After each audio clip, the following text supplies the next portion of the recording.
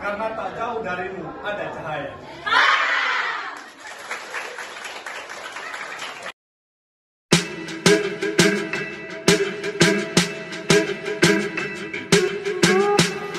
I'm at a party I don't wanna be at, and I don't ever wear a suit and tie. Wondering if I can sneak out the back. Nobody's even looking me in my eyes. Can you take my hand, finish? Smart Library adalah cita-cita luhur bagi perpustakaan SMA Negeri 1 Lembah Melintang yang terus diupayakan melalui pembangunan literasi. Pemberdayaan pembelajaran sepanjang hayat yang mengharuskan siswa dan guru. Jalan di tempat, Rak. Bukan. Siap, Rak. Tengah-tengah lencang kanan, Rak. Siap, Rak. Tengah lencang kanan, Rak.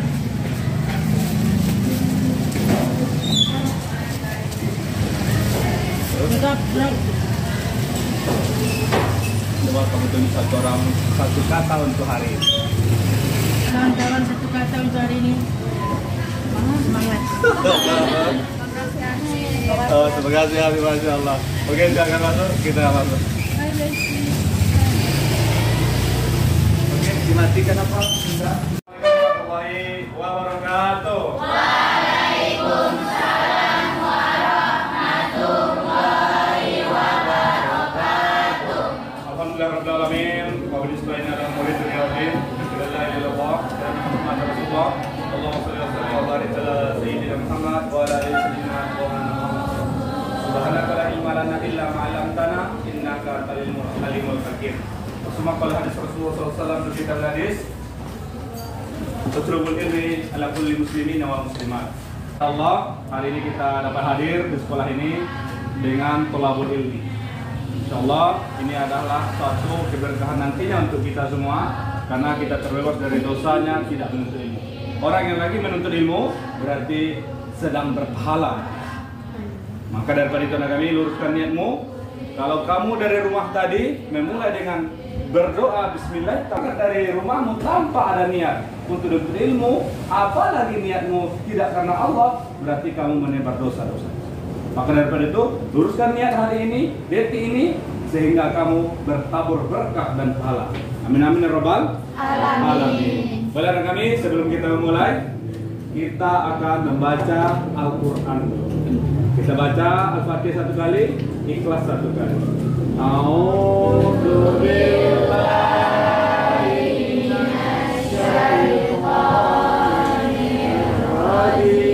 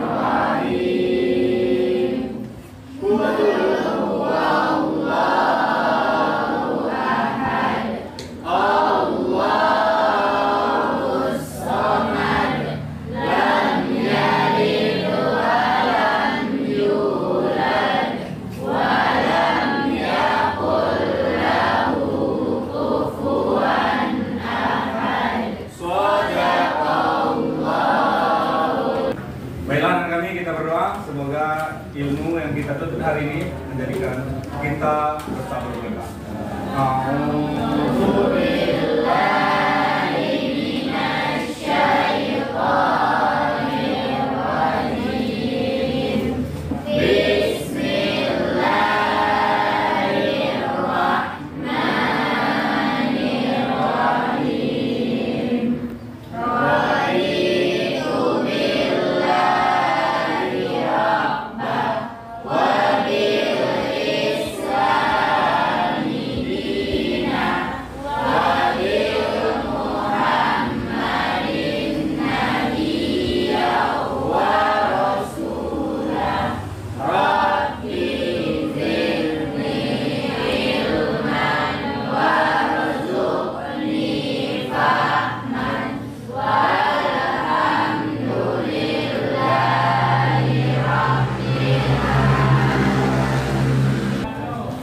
Kita telah selesai berdoa, semoga doa-doa kita memudahkan kita kelancaran dalam proses belajar mengajar. Amin. Baiklah kami, sebelum kita mulai kita cek dulu kehadiran tentang masalah ada yang libur, ada yang sakit, kita akan cek dulu. Yang pertama, Afidatul Zakiyah. Ada Pak. Alia, Ada Pak. Anissa, Arista, Asifa, Artila, Aura, Khairunisa, Letsa, Muhammad Habib, Mahda, Miswa, Muhammad Reha, Mutia, Nadia, Nazla, Nasli, Nawana, Naila, Nur Asifa, Nurul Azkia, Putri, Reskia, Reskina, Takia, Tiara, Ulima, Vivian, Poni, Wafa, Vira, Witri, Zahra, Jorif. Ada semua ya? Ada Siapa? Poni. Apa namanya? Enggak ada.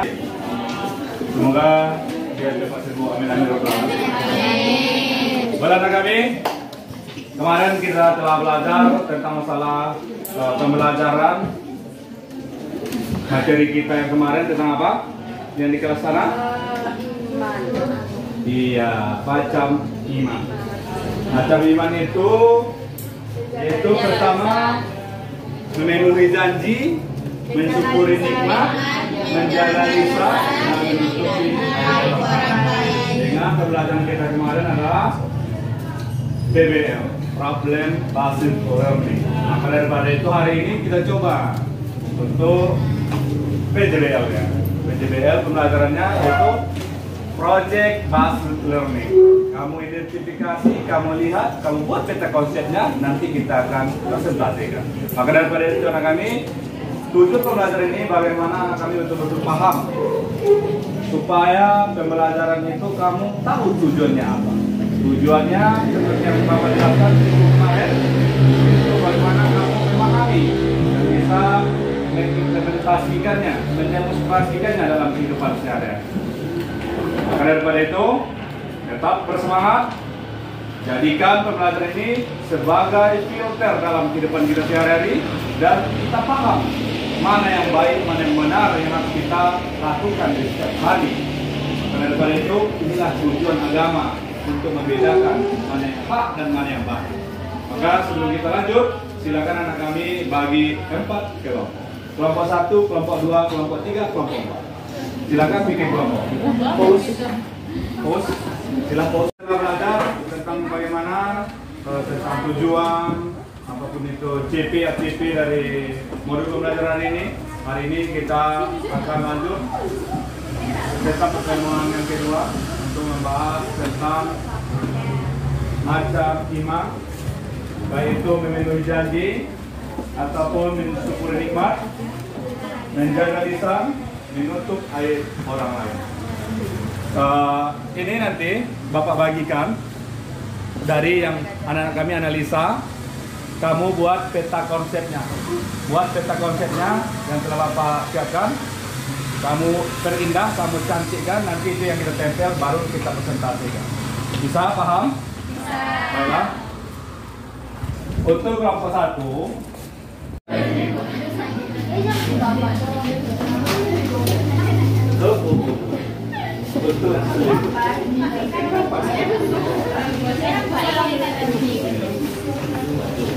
silakan. Ini peta apa?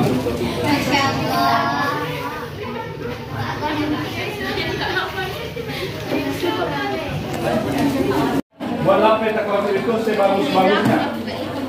Biar nanti kita presentasikan. Ya.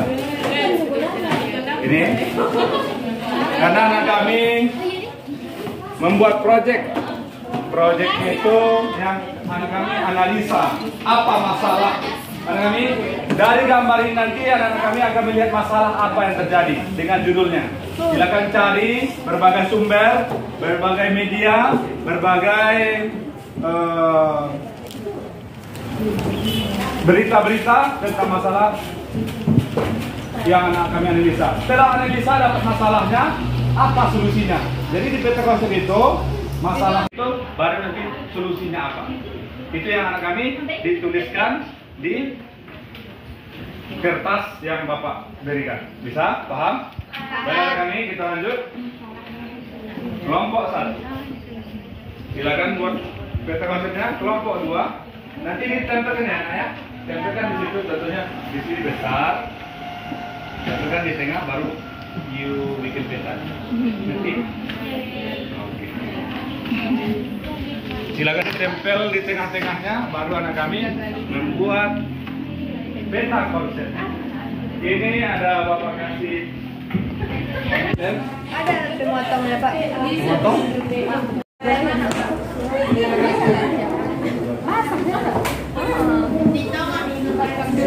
Oke, silakan anak kami kerjakan. Waktu kita lebih kurang 10 dan menit. Mulai dari sekarang. Untuk kasih dari foto tersebut. Nah, itulah project based learning. Anak kami, setelah anak kami melihat, mengidentifikasi konsep foto ini, foto ini lihat menutup aib orang lain. Itu yang kami tempelkan di tengah, the analisa. Kira-kira apa maksud dari menutup aib orang lain? Jelaskan konsepnya, digambarkan situ. Setelah itu solusinya apa kira-kira? Dan kenapa mereka melakukan suka mengumbar atau menceritakan aib orang lain? Iya kan. Nanti nampakkan masalahnya nanti. Dan setelah masalah nampak, apa solusinya? Oke, silakan. Boleh anak kami cari referensinya di buku, di atau di blog-blog, di YouTube. Silakan anak kami kerjakan dengan baik. Nanti kita presentasikan setelah selesai.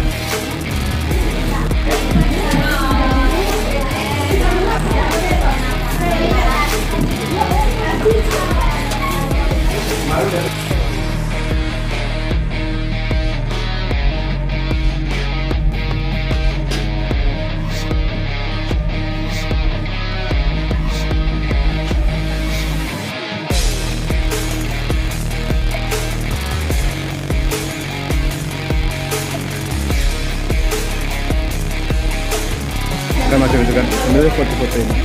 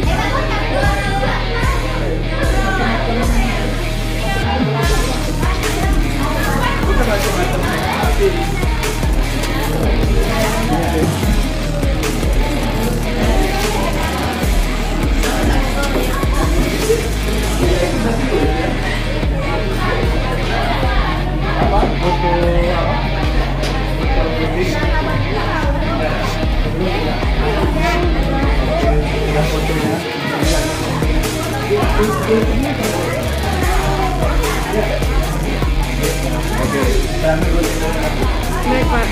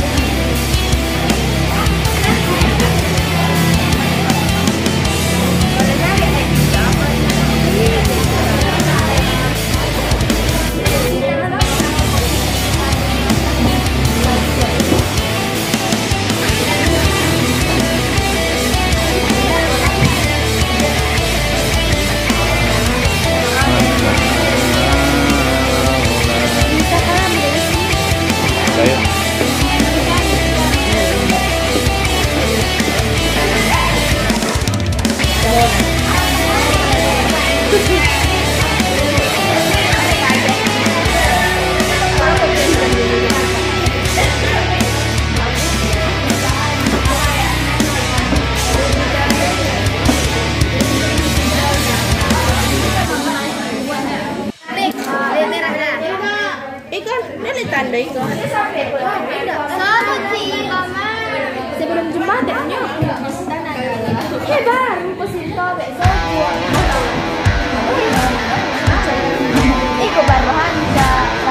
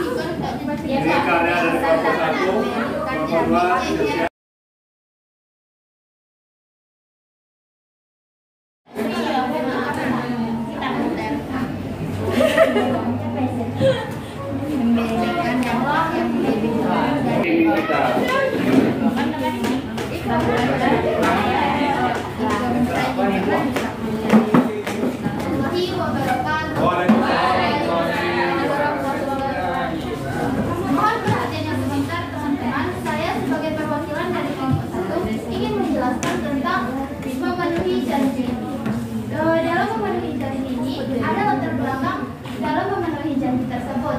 Latar belakangnya yaitu pada pentingnya kepercayaan, tanggung jawab, dan integritas dalam kehidupan sosial. Memenuhi janji itu memiliki peran yang mendasar dalam membangun dan menjaga hubungan yang baik itu di individu, kelompok, masyarakat, ataupun di sekitar. Intinya itu dalam kehidupan kita sehari-hari. Terus, dalam memenuhi janji tersebut, tidak semua orang juga dapat memenuhi janji kepada orang lain. Ada contoh yang kami muatkan di sini, seperti Tono dipanggil oleh Bapak Yazar hari ini ke ruang guru. Ternyata Tono tidak mengerjakan pekerjaan rumahnya yang diberikan pada minggu lalu. Lalu Pak Yazar memberikan kesempatan untuk memperbaiki dan mengerjakan pekerjaan rumahnya dengan waktu maksimal 2 hari.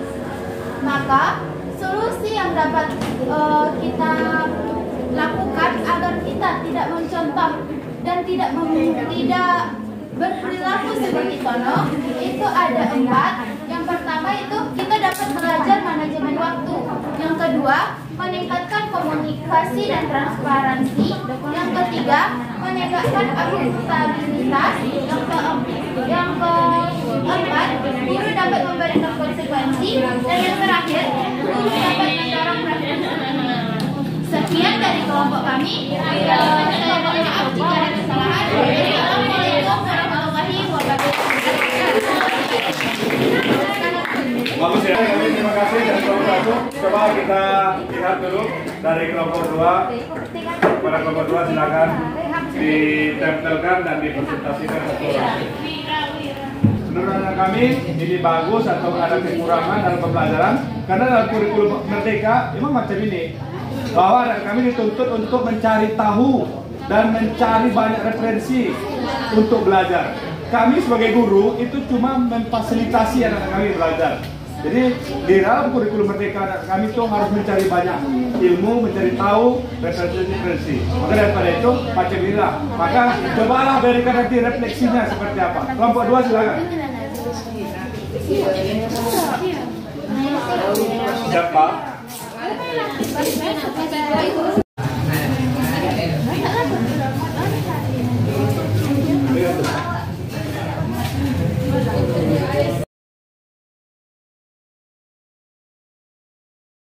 Nikmat yang sudah mereka miliki. Adapun solusi dari mensyukuri nikmat ini ada 5. Yang pertama, membiasakan diri untuk refleksi harian. Contohnya itu kita meluangkan waktu setiap hari. Misalnya sebelum tidur untuk merenungkan dan mengajarkan hal-hal yang patut disyukuri. Yang kedua, berhenti membandingkan diri dengan orang lain. Contohnya, fokus pada perdamaian diri sendiri, pencapaian yang dihasilkan sendiri, dan memahami bahwa setiap orang memiliki jalannya masing-masing. Dan yang ketiga, berbanyak bersyukur secara lisan. Contohnya, ucapkan rasa syukur secara langsung, baik dalam doa maupun percakapan sehari-hari. Yang keempat, ada membantu orang lain yang kurang beruntung. Contohnya, ketika kita berbagi dengan mereka yang kekurangan, kita lebih sadar betapa beruntungnya kita. Dan yang terakhir itu ada kurangi konsumsi media sosial, seperti dengan membatasi penggunaan media sosial, kita bisa mengurangi godaan untuk membandingkan diri kita dengan kehidupan orang lain. Adapun kesimpulan dari mensyukuri nikmat ini, membantu kita hidup dengan rasa puas dan bahagia. Ketika kita bisa bersyukur atas hal-hal kecil ataupun besar, kita cenderung lebih damai dan terhindar dari perasaan atau tidak puas. Karena rasa syukur juga mendorong kita untuk berbagi dengan orang lain. Sekian presentasi dari kelompok kami. Assalamualaikum warahmatullahi wabarakatuh. Terima kasih kelompok 3.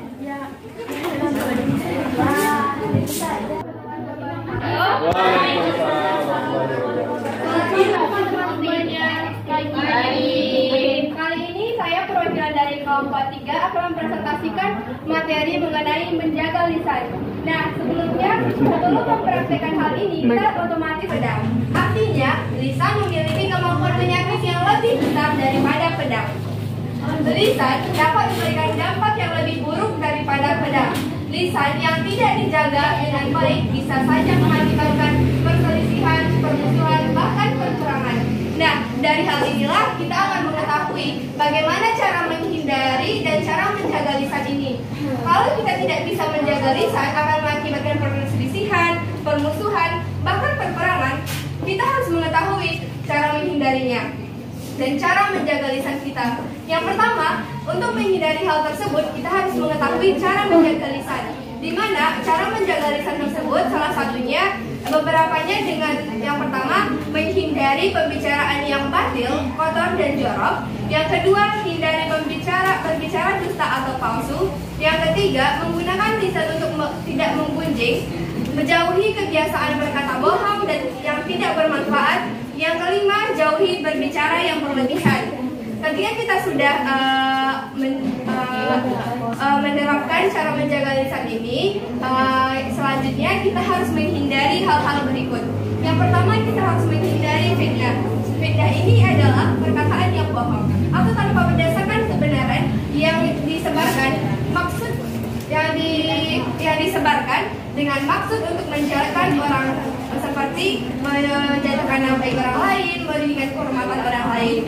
Selanjutnya kita juga harus menghindari ghibah.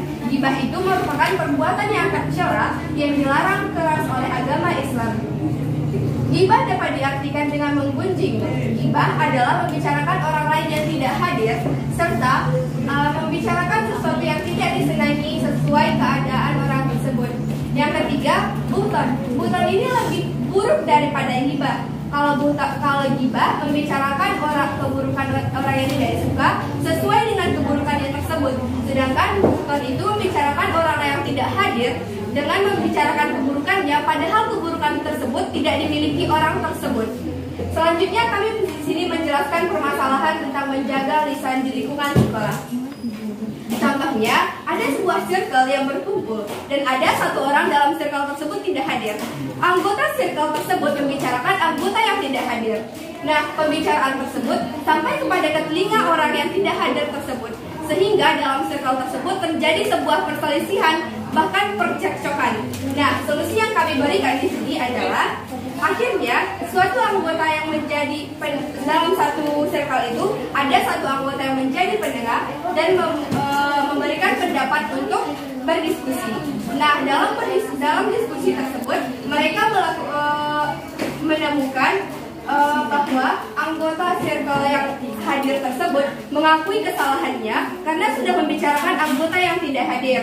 Jadi akhirnya mereka saling memaafkan karena sudah mengakui kesalahan.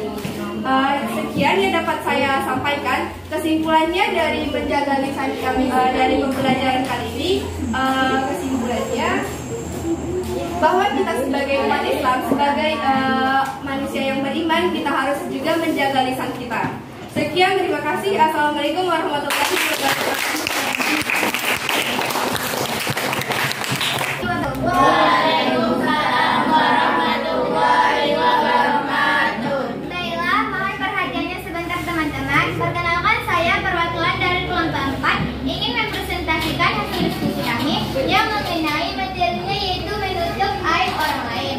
Menutupi aib orang lain ini ada hadisnya, yaitu salah satunya itu hadis riwayat Muslim, yang dimana artinya itu dari Abu Hurairah, Rasulullah Shallallahu Alaihi Wasallam bersabda, barang siapa yang menutupi aib saudaranya di dunia, maka Allah akan menutup aibnya di dunia dan di akhirat. Latar belakang dari menutupi aib orang lain, yaitu dalam kehidupan sosial, setiap individu memiliki kekurangan atau kesalahan yang mungkin tidak ingin diketahui oleh orang lain. Kebanyakan agama dan norma sosial menganjurkan agar kita menjaga kehormatan sesama manusia dengan tidak menyebarkan atau membuka kesalahan orang lain di depan umum. Menutupi aib orang lain merupakan wujud dari empati dan kepedulian terhadap martabat manusia. Aib adalah celah, cacat, nista, noda, dan perilaku hina. Salah satu contoh aib menutupi aib itu yang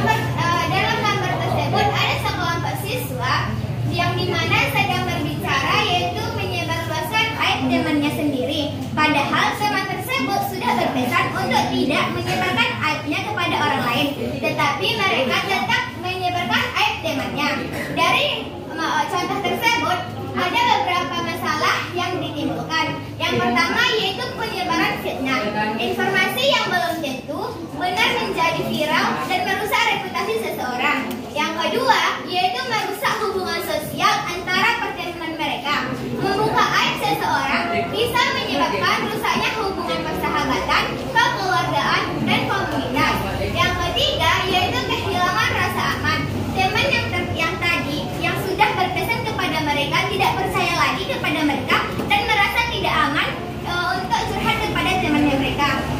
Yaitu jika aib seseorang dibuka, orang tersebut bisa kehilangan rasa aman dan percaya diri, sehingga dia tidak akan pernah percaya lagi kepada teman-temannya tersebut. Dan yang terakhir yaitu stigma sosial. Seseorang yang aibnya dibuka dapat mengalami stigma negatif yang sulit untuk dihilangkan, bahkan jika dia telah memperbaiki kesalahan tersebut. Adapun solusinya yang untuk dilakukan yang pertama yaitu meningkatkan kesadaran etika, yang kedua mengontrol penggunaan media sosial, yang ketiga mempraktikkan empati dan rasa hormat, dan yang keempat yaitu menyelesaikan masalah secara pribadi. Adapun kesimpulan dari materi yang saya jelaskan itu adalah aib adalah sesuatu yang diasosiasikan buruk, tidak terpuji, dan negatif. Maka menutup aib orang lain akan mendapatkan balasan mulia di akhirat, yaitu Allah akan menutup aibnya. Sekian dari saya. Jika ada kesalahan dan kekurangan, saya mohon maaf. Assalamualaikum warahmatullahi wabarakatuh.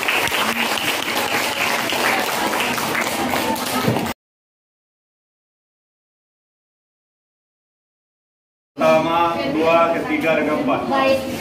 Sangat luar biasa.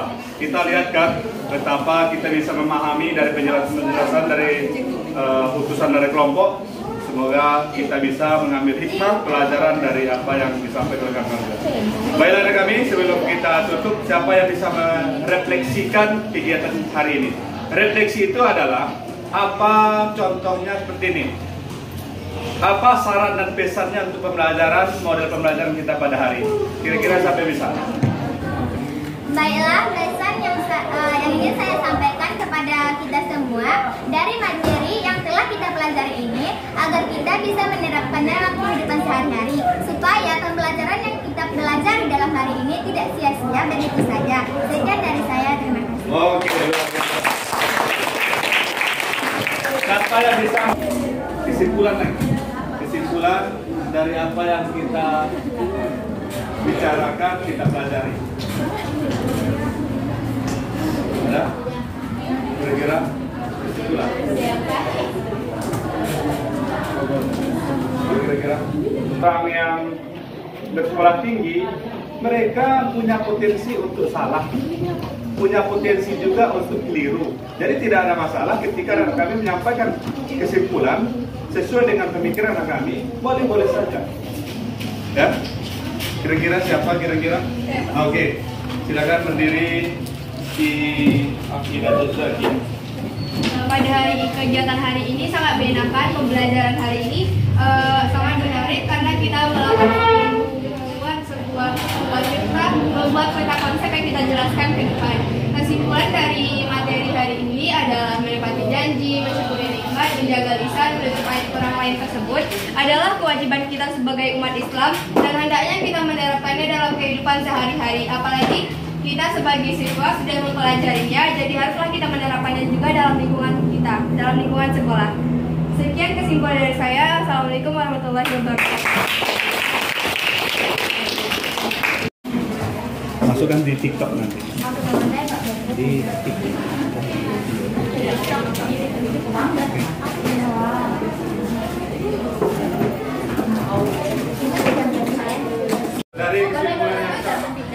Dari kesimpulan yang disampaikan oleh anak kami perwakilan, yaitu dari anak kami Aqidatul Zakiyah, dapat kita sama-sama untuk mengimplementasikannya dalam kehidupan sehari-hari.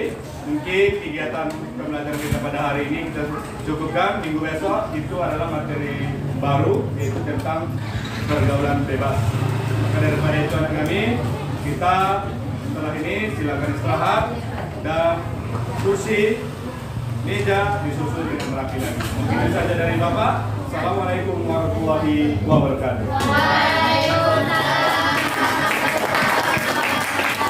Oke, tidak susul lagi kita foto jadi